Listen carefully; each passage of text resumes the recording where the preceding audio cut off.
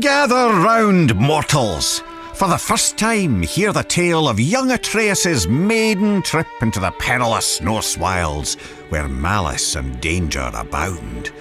Attempting to help a vulnerable creature, the boy wandered out beyond his protected woods alone. But I can't tell the whole story here, can I? You'll have to step inside.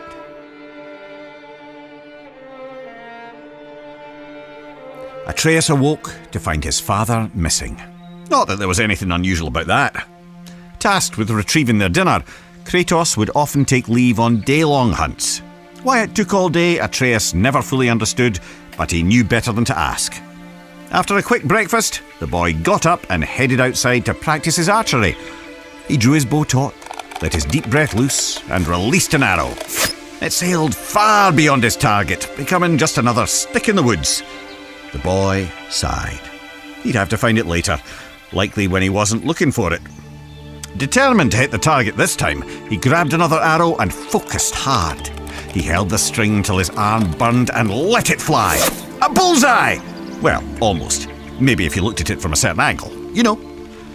His mother called, and though he wasn't quite done yet, Atreus put his arrows down and went inside. Every day she would teach him, mostly language and archery. Honestly, the kid was pure dead brilliant, reading and writing on his own already. Today she gave him a lesson he was especially excited about. The creatures of the Norse wilds. Berserkers, trolls, witches, and even the undead. After answering her son's many questions, Atreus' mother sent him back out.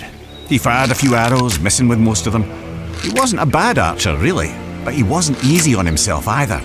Frustrated, the little bairn sulked off into the woods.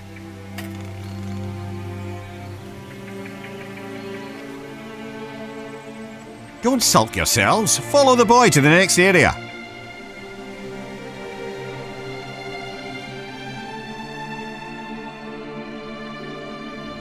Atreus climbed up and sat cradled in the branches of one of his favourite trees.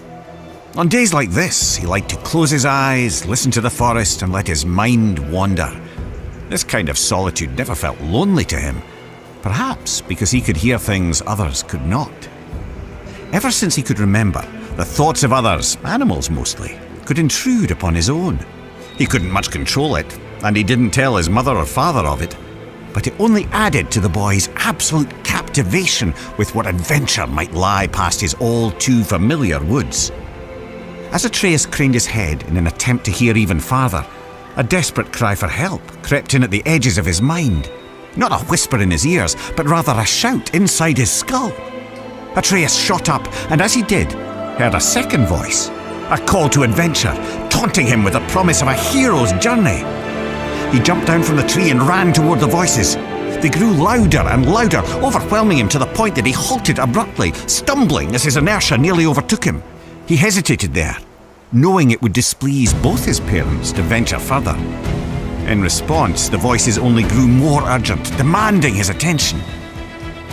The lad could barely concentrate with this cacophony filling his head. He decided to follow the cry for help. Even as he did, the other voice derided the boy, calling him a coward. But if Atreus were to disobey his parents, it would have to come with good reason.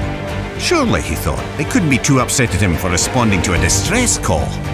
Nearly convincing himself this might be true, Atreus took a deep breath and stepped out of the protected woods he'd known all his life into the foreboding Norse wilds.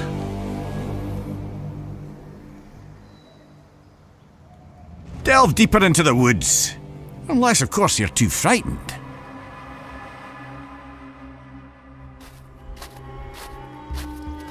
Making his way through Midgard's unfamiliar terrain, the pained cry of a wounded doe rang out, carried on the frigid breeze.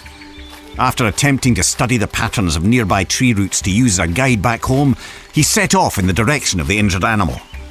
He imagined himself as the gods from his mother's stories, travelling to distant realms on the great tree Yggdrasil. He was brave Tyr, mapping the unknown for the good of all the realms. He was the mighty Ullr, on a hunt for honour and glory. He was lost, completely and hopelessly so. The woods now seemed to be a repeating maze of trees and jagged boulders. His growing panic was interrupted by sharp screams of agonizing pain. The wounded animal was near and in true peril. Forgetting his own dilemma, Atreus shot toward the cries of the beast. And there, in a clearing near a creek, he saw it. A wounded doe lay on the ground.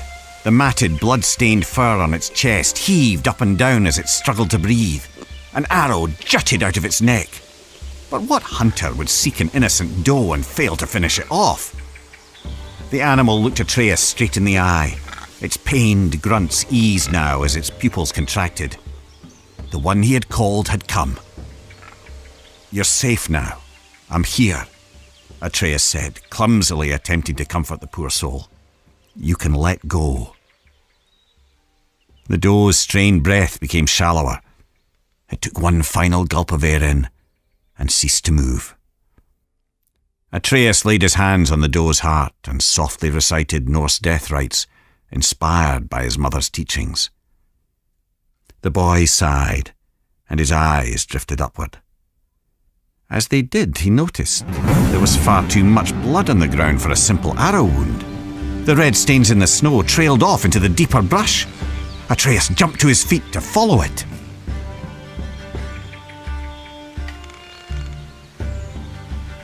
What horrors await at the end of the trail of blood? There's only one way to find out.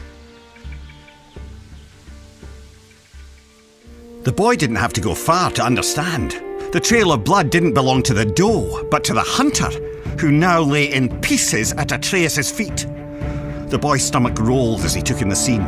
He held his breath, attempting to let the nausea pass. And that's when he heard something else. Something hidden by the dark forest, mere steps away and still breathing. He turned to see two creatures from his mother's stories. Heaving, vile, undead monsters of pure rage. Draugr. Atreus' eyes grew wide as they met the empty sockets where the Draugr's eyes were supposed to be. The larger one roared, then it charged. The boy went for his quiver. He found an arrow, but lost his footing. Crashing to the ground, the Draugr rushed ever closer. The larger one plucked Atreus from the ground. The monster bellowed, spraying rotten teeth and flaps of decaying gums. Its half-tongue flailed blindly like the death throes of a headless snake. It was disgusting. In desperation, Atreus stabbed out with his arrow again and again and again, and by pure chance he connected, striking the Draugr through a hole in its skull. The monster dropped him as he continued to scream and stab. The boy was lucky, but there was no time to celebrate. As the second Draugr raised his blade, Atreus shot an arrow. It exploded against the Draugr's sword, shattering it to pieces. Quicker than the boy could react, a shard of the blade sliced into his arm. He yelled out in torturous pain. But as the Draugr drew in for the final kill, Atreus wasn't afraid anymore. He was angry. The blinding pain turned to white-hot rage as his ears pounded. His vision glazed to pure red. As the creature bellowed with fury, so did Atreus. Two warriors with nothing left but anger and pain. The last thing the boy saw before the world went black was a ghostly white hand grabbing the Draugr by its throat. A small quiet question escaped Atreus' lips before he fell unconscious. "Father?"